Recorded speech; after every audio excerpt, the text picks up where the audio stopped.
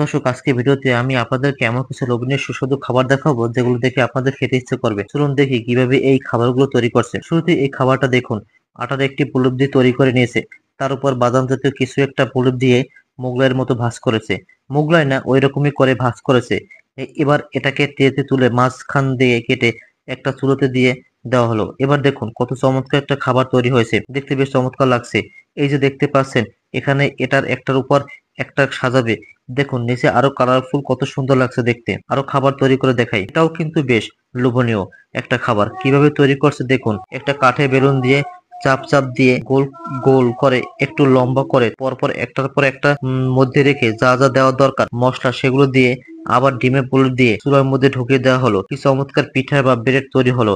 আরেকটা দেখাই, যেমন এইটা দেখুন, ডিমের পুলপের পর তার পাশাপাশি আটা দিয়ে সুন্দরভাবে মিক্সিং করে নিয়েছে।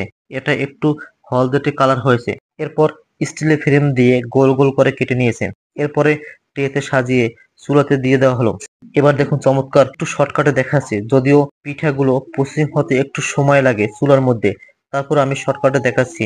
যেমন এটা দেখুন, কি চমৎকার, দেখেই মনে হচ্ছে খেয়ে ফেলি এরকম ব্যাপার আর কি। কিভাবে তৈরি করছে দেখুন, আটার গোল বল বল করে নিয়েছে। তারপরে এর ভিতরে মশলাগুলো দিয়ে সুন্দর করে একটা চাকু দিয়ে কেটে কত চমৎকার একটা শেপ নিয়ে আসছে।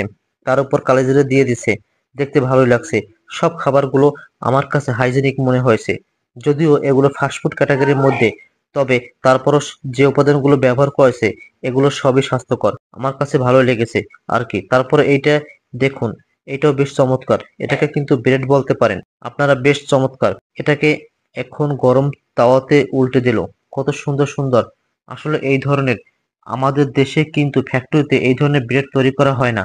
অনেকেই আছেন যারা ফ্যাক্টরি মানুষজন, তারা কিন্তু ভিডিওটা দেখেছেন, হয়তোবা তারা এই প্রসেসিংটা শিখে নিয়ে নিজেরাও ফ্যাক্টরিতে এই ধরনের খাবারগুলো তৈরি করতে পারবেন। এতে আমরা বাজার থেকে কিনেও খেতে পারি।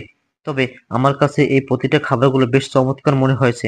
এটা একটা রুটির মতো করলো, বাট প্রসেসিংটা বেশ চমৎকার। তারপর এই প্রসেসিংটা দেখুন, এটাও বেশ চমৎকার।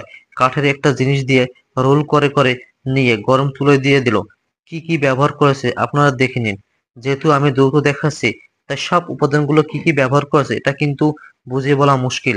তবে আমি আপনাদেরকে দেখে যাচ্ছি, আপনারা দেখতে থাকুন। দেখুন এটা কি চমৎকার, আমার কাছে বেশ ভালো লেগেছে।